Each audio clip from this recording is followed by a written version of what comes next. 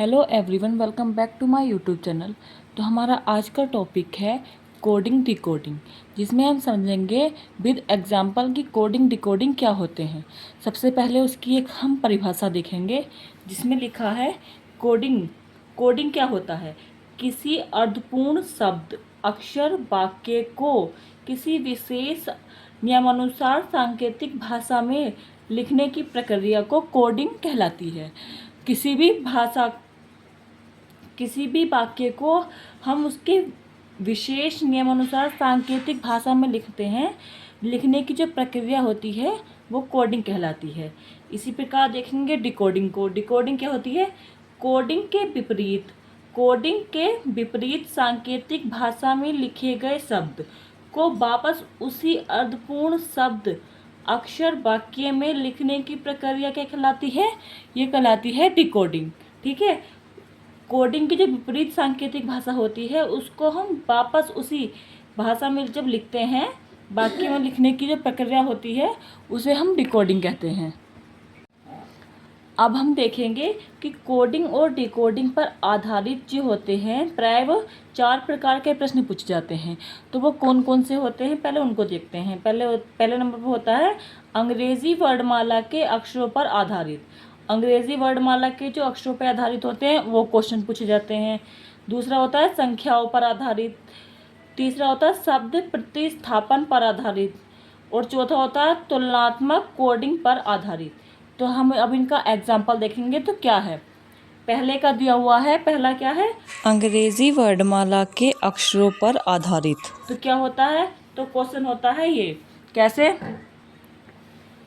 जिस प्रकार नाइट को ODDGM लिखा जाता है तो ग्रीन को क्या लिखा जाएगा? तो सबसे पहले हम देखेंगे कि नाइट को ODDGM कैसे लिखा गया है।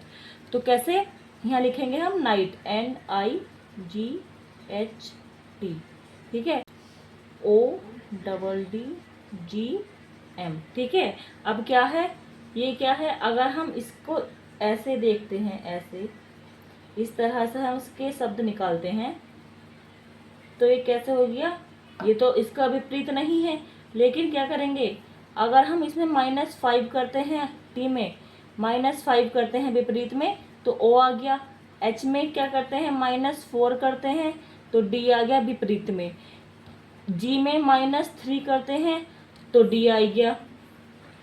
और I में -2 करते हैं तो G आ गया। N में -1 करते हैं तो M आ गया। ठीक है। इसी तरह हम ग्रीन का लिखेंगे GREEN।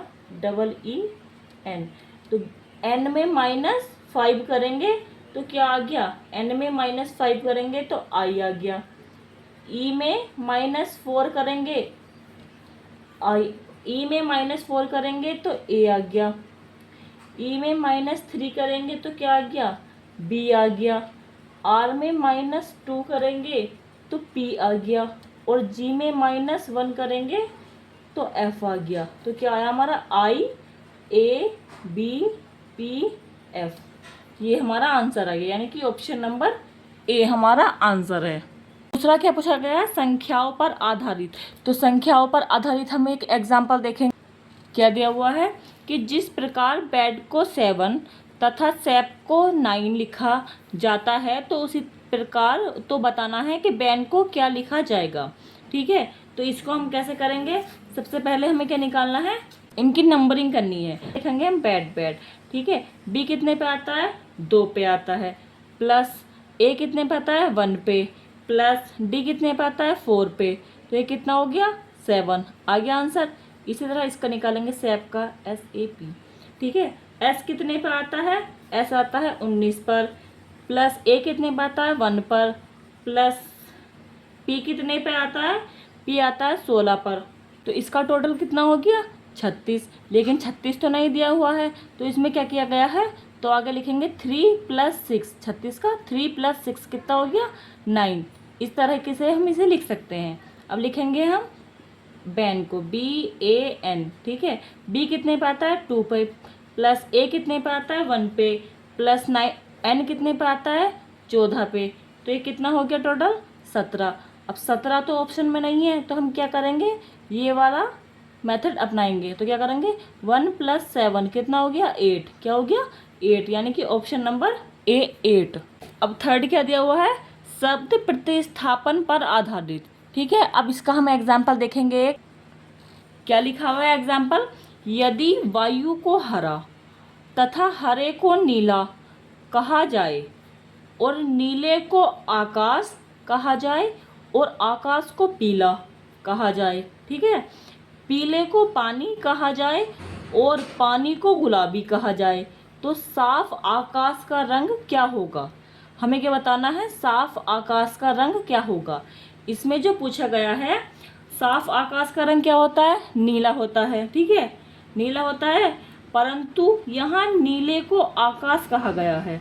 नीले को क्या कहा गया है, आकाश। जैसे यहाँ पर लिखा है साफ आकाश का रंग क्या होता है, नीला, लेकिन यहाँ क्या कहा गया है, नीले को क्या कहा गया, आकाश। नीले को आकाश कहा गया और पूछा क्या है, साफ आकाश का रंग कैसा होगा। तो साफ आकाश का रंग कैसा हो गया, नीला, यानी कि ऑप्शन नंबर सी।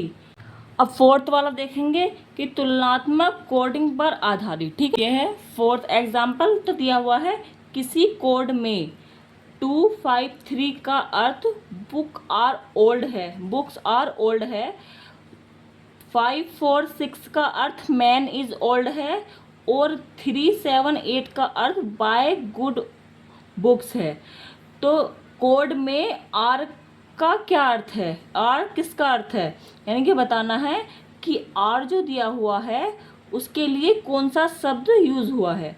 तो सबसे पहले हमें जो कॉमन है वो निकालते हैं। तो कॉमन क्या है, अगर हम संख्याओं में देखें तो क्या कॉमन है, 5 5। ठीक है, अब इन दोनों में क्या कॉमन है, ओल्ड ओल्ड ओल्ड।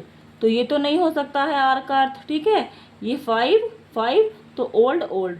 अब हम क्या देखेंगे, क्या कॉमन है, 3 3। ठीक है, अब इन दोनों में क्या कॉमन है, इसमें क्या दिया हुआ है, बुक्स, इसमें भी बुक्स दिया हुआ है। तो 3 के लिए क्या यूज़ हुआ है, बुक्स। ठीक है, 3 के लिए क्या यूज़ हुआ है, बुक्स। तो अब आर बचा, अब इसमें क्या बचा, 2। 5 को ओल्ड कहा गया है, 3 को बुक्स कहा गया है, आर का पूछा है अर्थ क्या है, तो क्या आ गया 2, यानी कि आर को क्या कहा गया है, 2, ऑप्शन नंबर बी।